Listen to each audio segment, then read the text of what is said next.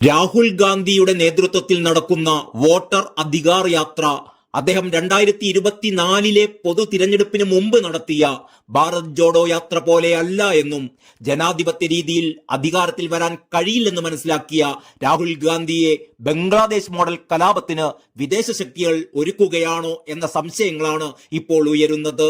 കാരണം യാതൊരു യുക്തിയുമില്ലാത്ത, നിയമപരമായി നിലനിൽക്കാത്ത ആരോപണങ്ങൾ ഒന്നിനു പുറകെ ഒന്നായി ഉയർത്തുകയാണ് പ്രതിപക്ഷ നേതാവ് രാഹുൽ ഗാന്ധി. ഭാരത് ജോഡോ യാത്ര പോലുള്ള ഒരു യാത്രയായിരിക്കില്ല വോട്ടർ അധികാർ യാത്ര എന്ന് പറയാൻ കാരണമുണ്ട്. ഭാരത് ജോഡോ യാത്ര 2024 പൊതു തിരഞ്ഞെടുപ്പിന് മുന്നോടിയായി സംഘടനയെ ഒരുക്കാനുള്ള ശ്രമമായിരുന്നു രാഹുൽ ഗാന്ധി നടത്തിയത്. എന്നാൽ ഇന്ത്യയിൽ തന്നെ 10% വോട്ടിലേക്ക് ചുരുങ്ങിയ രാഹുൽ ഗാന്ധിക്കും കോൺഗ്രസിനും ഒരു കാര്യം മനസ്സിലായി: ഇന്ത്യയിൽ ഇനി ജനാധിപത്യ മാർഗത്തിലൂടെ അധികാരത്തിൽ വരാൻ അവർക്ക് കഴിയില്ല. തിരഞ്ഞെടുപ്പ് കമ്മീഷൻ തന്നെ ശരിയല്ല എന്ന് പറഞ്ഞുകൊണ്ടുള്ള ആരോപണത്തിന് പിന്നിൽ ഇനി തിരഞ്ഞെടുപ്പിന് തങ്ങൾക്ക് താല്പര്യമില്ലെന്ന വ്യാജ പ്രചാരണം അഴിച്ചുവിടാനാണ് രാഹുൽ ഗാന്ധി ശ്രമിക്കുന്നത്. വോട്ടർ അധികാർ യാത്ര അപകടകരമായ നീക്കമാണെന്നും ഇത് രാഹുൽ ഗാന്ധിയിലൂടെ ഒരു ആക്ഷനാണ് വിദേശ ശക്തികൾ ഉദ്ദേശിക്കുന്നത് എന്നും പറയപ്പെടുന്നു. കലാപമുണ്ടാക്കലാണ് ശ്രമം. പാശ്ചാത്യ രാജ്യങ്ങളുടെ ട്രോജൻ കുതിരയാണ് രാഹുൽ ഗാന്ധി എന്നും ചില രാഷ്ട്രീയ നിരീക്ഷകർ വിമർശിക്കുന്നുണ്ട്. ശത്രു രാജ്യത്തിന്റെ നടുവിൽ കൊണ്ടു നിർത്തുന്ന മരക്കുതിരയാണ് ട്രോജൻ കുതിര. ഈ കൂറ്റൻ മരക്കുതിരയെ ശ്രദ്ധിക്കാതിരിക്കുമ്പോൾ അതിനുള്ളിൽ ഒളിച്ചിരിക്കുന്ന പടയാളികൾ പുറത്തു ചാടി ശത്രു രാജ്യത്തെ കീഴടക്കും. അതുപോലെ താനാകുന്ന ട്രോജൻ കുതിരക്കുള്ളിൽ ഒളിച്ചിരിക്കുന്ന യോദ്ധാക്കളെ പുറത്തിറക്കുകയാണ് രാഹുൽ ഗാന്ധിയുടെ ലക്ഷ്യം. വിദേശ ശക്തികളുടെ കയ്യിലെ അപകടകാരിയായ ആയുധമാവുകയാണ് രാഹുൽ ഗാന്ധി. അമേരിക്ക, ചൈന തുടങ്ങിയ വിദേശ ശക്തികൾക്ക് ഒരൊറ്റ ലക്ഷ്യമേയുള്ളൂ: ലോകത്തിൽ ആർക്കും തള്ളിക്കളയാനാവാത്ത സാമ്പത്തിക ശക്തിയായി, ആയുധ ശക്തിയായി, ടെക്നോളജി കേന്ദ്രമായി മാറുന്ന ഭാരതത്തെ നശിപ്പിക്കുക.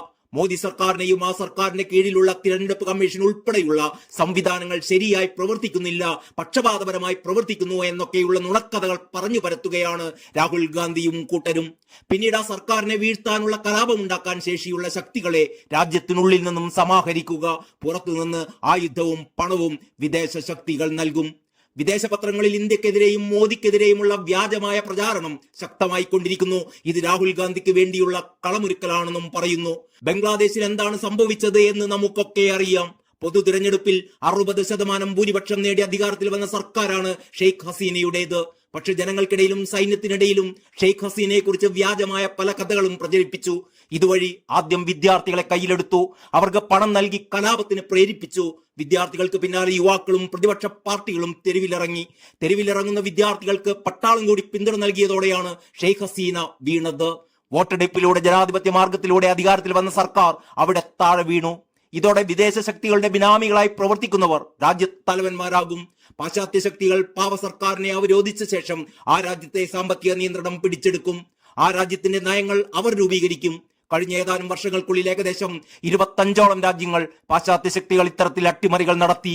ഇന്ത്യയിൽ കഴിഞ്ഞ കുറെ വർഷങ്ങളായി നരേന്ദ്രമോദി സർക്കാരിനെ അട്ടിമറിക്കാൻ അമേരിക്കയിലെ അധികാര കേന്ദ്രമായ ഡീപ് സ്റ്റേറ്റ് ശ്രമിച്ചിരുന്നു. പക്ഷേ അതൊന്നും വിജയിച്ചില്ല.